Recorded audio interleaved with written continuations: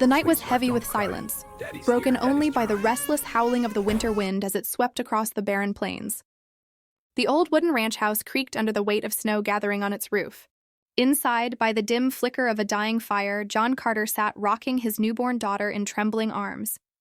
Her cries pierced through the stillness, raw, sharp, and endless. The cry of a life too new, too fragile. It had been only 10 days since Mary, his wife, had passed. 10 days since he had buried her beneath the oak tree on the hill behind the house. He had barely said goodbye before he was thrown into a storm of sleepless nights and unanswered needs. The baby's name was Clara, named after Mary's grandmother, and she had her mother's eyes, bright blue, glistening even through tears. Every time John looked at her, his heart twisted with both love and unbearable pain. He stumbled to his feet, pacing the wooden floorboards that groaned under his boots. The shelves were empty. The last can of formula had run dry that morning. He had searched every corner of the kitchen, every dusty cupboard, and even the barn where Mary used to keep supplies. But there was nothing left. The roads into town were closed, buried under snow. The nearest store was 30 miles away. John whispered desperately to the child, "Please, sweetheart, don't cry. Daddy's here. Daddy's trying!" His voice cracked as he spoke, the words tasting of failure.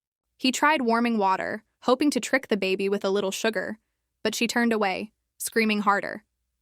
He sat down by the fire again, pulling her close against his chest. The firelight danced across his weathered face, highlighting the grief carved into every line.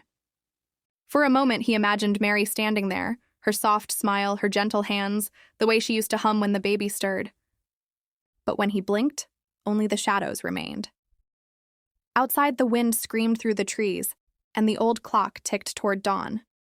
John's eyes burned with exhaustion. The baby cried herself hoarse, and in that moment, he felt completely alone, a broken man in a cold house, with a tiny life depending on him and no one left to help. Then, faintly through the storm, came a sound, a knock at the door. For a long moment, John didn't move. He thought the knock was his imagination, a trick of the wind or the groaning of the ranch's old timbers. But then it came again, firmer this time. 3 clear knocks against the wood. He stood, cradling Clara against his chest, and shuffled to the door. When he opened it, the cold hit him like a wall. There, framed by the swirling snow, stood Emma Hayes, the young woman from the neighboring farm. She was wrapped in a thick wool coat, her cheeks flushed from the cold, her breath visible in the air. Her eyes immediately softened when they met his, eyes that held both kindness and a quiet sadness of their own.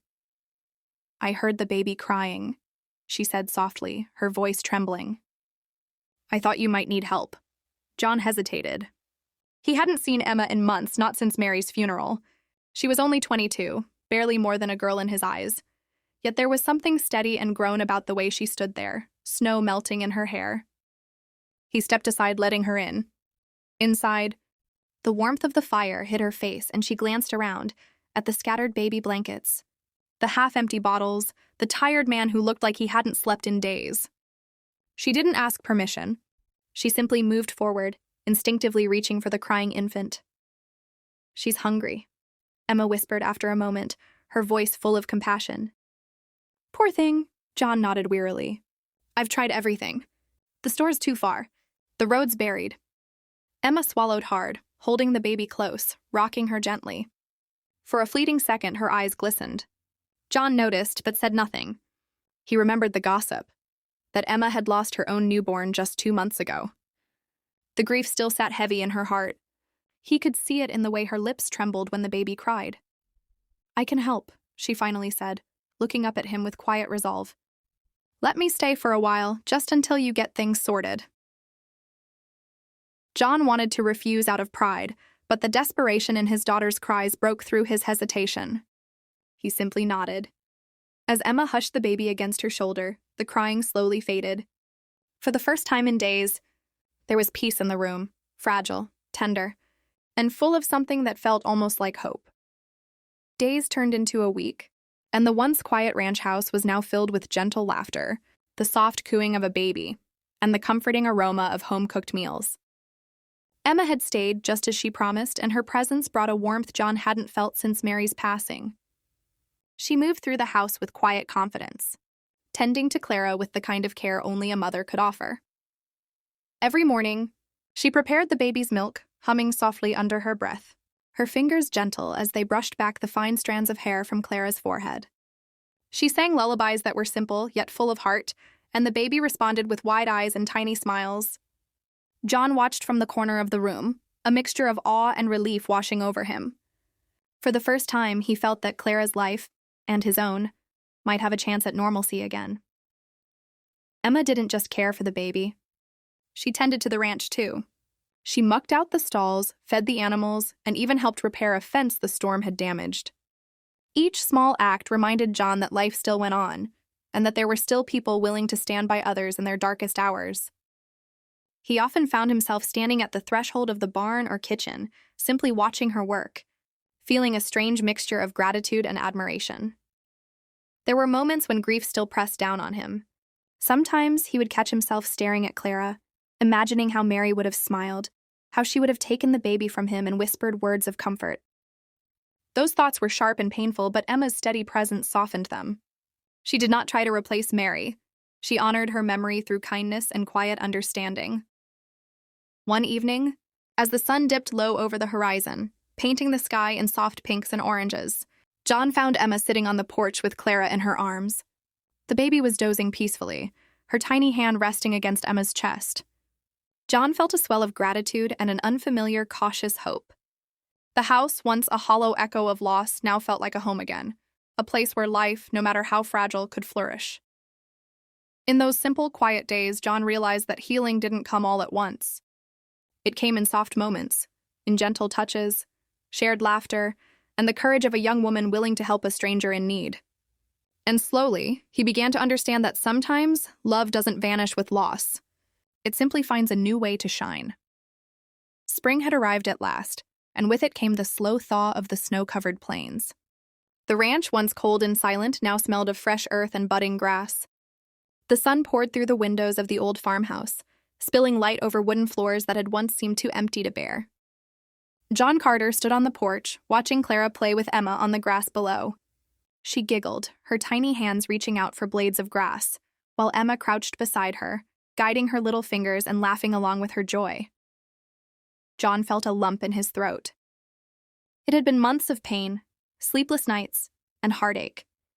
Yet here was life moving forward, in the form of a tiny girl and a young woman whose kindness had breathed hope into the household. Emma's presence was no longer a simple act of help. She had become part of the rhythm of the ranch, part of the family he never thought he could have again. As the day faded toward evening, John stepped closer, brushing a hand over the railing. Emma noticed him and smiled, her eyes reflecting the golden light of the setting sun. "She's growing so fast," she said softly, brushing a strand of hair from Clara's forehead. The baby's chubby fingers curled around her thumb as she yawned, sleepy after a day full of exploration and laughter. John's voice caught as he spoke. I can't thank you enough, Emma. Not just for Clara, but for me. For everything." Emma shook her head, her smile gentle. "You don't have to thank me. Sometimes people just need a little help, that's all. And sometimes helping someone else helps you too." There was a pause as they both watched Clara, her small feet kicking at the soft grass, a tiny bundle of life that had survived grief and hardship. In that moment, John realized that healing didn't erase the past, nor did it replace Mary. Instead, it created a new space for hope, for trust, and for the simple joy of caring for one another. As twilight descended over the ranch, John felt a weight lift from his heart. Emma had shown him that even after loss, life could bring light back into the darkest corners. She had reminded him that compassion, courage, and shared love could mend wounds that seemed impossible to heal. He stepped closer to the two of them, reaching out to hold both Emma and Clara. Together, they stood on the porch, watching the sun sink below the horizon. The wind whispered softly through the trees, carrying with it the promise of tomorrow. A tomorrow filled not with sorrow, but with quiet, enduring hope. The ranch had been a place of grief, but now it was a place of life. And for John, that was more than enough.